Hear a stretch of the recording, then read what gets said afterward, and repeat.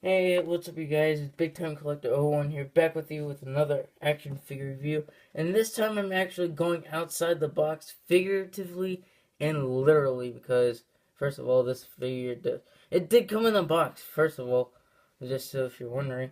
But I had to rip that thing open because the DC Universe Classics boxes were just, like, they were not like the Marvel Legends boxes where you could just open tabs and stuff. You had to just rip it open and yeah, and then I'm doing a DC Universe Classics figure, and that's what I mean by figuratively.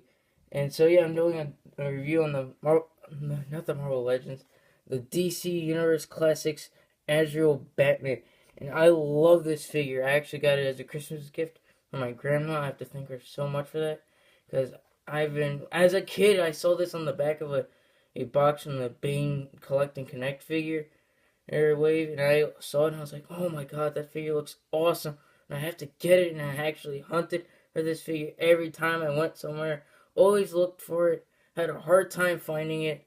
And yeah, and I checked Amazon, the prices were jacked up. And my grandma got it for me for Christmas. It made me so happy. Like the figure a lot. It's my favorite DC Universe Classics figure of all time. I do like it a lot. So yeah, I know it's a bit weird. I think this pose is a bit weird, but I do like it. And I've never read the comics from this at all, but still, it's pretty decent. It's a pretty good figure. It's pretty dynamic. The pose, he's making a kicking pose. Do like it. Pretty awkward a little bit, but so enough about this awkward pose. Let's get onto the figure. Here's the figure by itself without the flight stand, and I do like it a lot. I like this figure a lot. The paint is really good. I like this metallic blue we're getting. And it's like this is like the main color we're getting, like metallic blue for this figure. I like it a lot. Blue is my favorite color. And you might see dust. You're gonna see a little bit of dust on this figure because this figure's been in a drawer for a very long time. Because I really haven't been putting up my DCUC figures because I've been collecting Marvel Legends, and this line has been discontinued. And man, it makes me so pissed off. And I haven't been getting DC collectibles figures for some reason. I don't know why. And I should just stop talking about this and let's just get to the figure itself.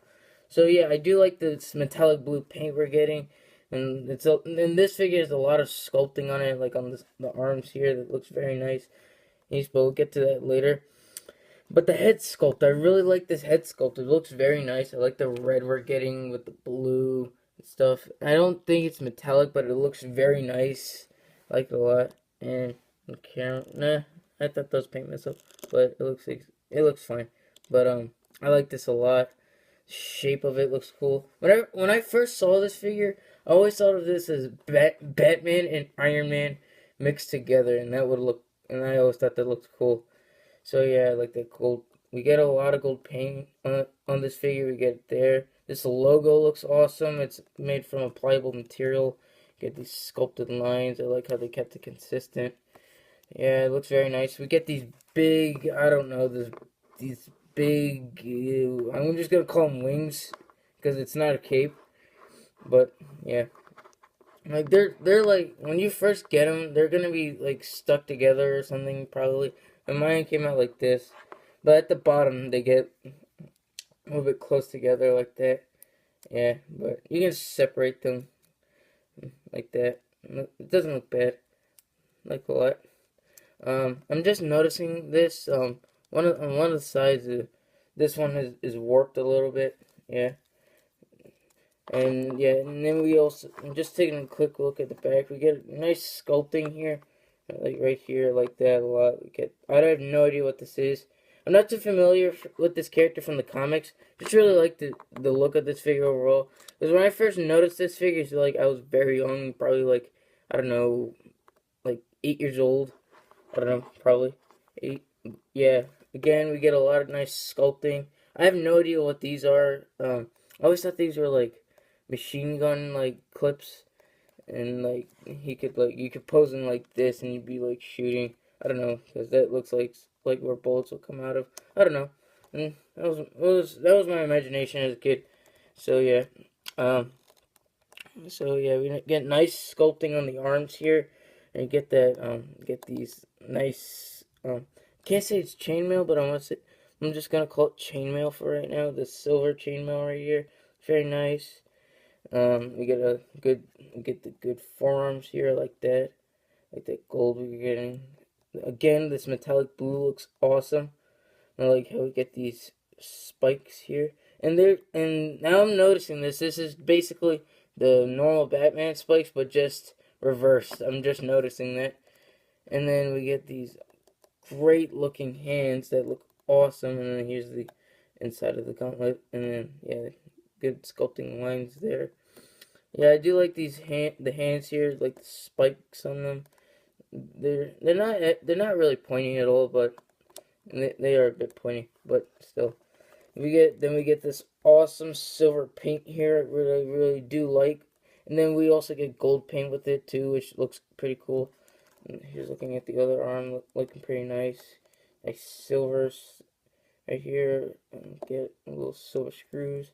Then the rest of it is just gray. Well, we get here. Wish this was painted more like this silver here, just to keep it consistent.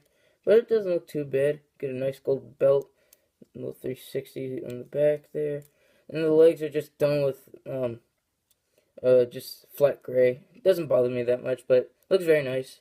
Like it a lot. Articulation on this figure, I can't say it's bad, but it's decent. But I've seen better articulation in DCU figures.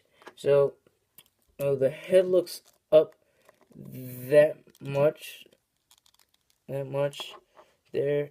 It looks up pretty. It looks pretty far up. Doesn't really look down. It looks side to side. Pretty hard because of this collar. I always thought this collar was a bit weird, but it doesn't bother me. There's not really head pivot. Well, yeah, there's some head pivot. Shows me about that much. They move down. They do move forward. No bicep swivel though. He does have a single jointed elbow that moves in that much, and yeah, it doesn't move in that much, which sort of bothers me a little bit, but it shouldn't. Like, it sort of bothers me, but it doesn't, because this figure's like very bulky, very armored like, and it just makes sense to me that it has that. So yeah, we get a rotation at the elbow there, and we also get wrist rotation here. They do hinge. They do have hinges, but it's pretty hard to hinge them. Because again, this is a pretty bulky figure, but they do hinge. He has an ab crunch that moves forward that much and back, not really back that much. He has these T joints here that move out that much, very far. He can do the splits, and then he can kick forward that much and kick back some. He has a mid thigh cut right here, and this is what I like about the articulation here. It's not like, we don't get this on most DCUC figures. He has double jointed knees, and most DCUC figures have single jointed knees, which I do like how this figure has double jointed knees for how obscure this character is. And then the ankles do move down, they do move up, and I do not like how it doesn't have ankle pivot or rotation, but it doesn't bother me. So before I begin measuring this figure out, I feel so stupid for starting this review, for getting my tape measure. I feel so stupid for forgetting to get my tape measure. So yeah, so he does stand about at the top of his head. He does stand about 6.5 inches tall, and about to the thing on his back, he stands about 7 inches. And here he is next to the Return of Marvel Legends Iron Man, Extremist Iron Man. I'm sorry about that. And another thing is, this figure is it's not hard to stand, but it can be a bit difficult because about these things on the back. Because it makes the figure a lot more heavier, just saying. But yeah, it was pretty hard for me to stand him up about now. He kept leaning on the wall, but yeah. And so going back to the size comparison, as you can see, yeah, when I was younger, I always thought this figure looked like it was just Batman and Iron Man mixed together. So you can see the similarities. Next to the DC superhero, Bane, and I have no idea what the scale is, and I think Bane should be a bit taller, but I think this figure would be taller if his legs were straight. As you can see, his legs are wide open, and these two were also fought in the comics together, so Yeah, because this is not Bruce Wayne. First of all, I can't remember what the guy's name is, but this guy took over Bruce Wayne as Batman while he was recovering from Bane's breaking his back. And here he is next to the DC Universe Unlimited Injustice Batman and the DC Multiverse Armored Batman. And the reason why I did this is because this is basically an evolution, and from Bane 2, because DC Universe Classics started out from DC superheroes moves from that line, and then they basically reused some of the molds from that wave to create DC Universe Classics.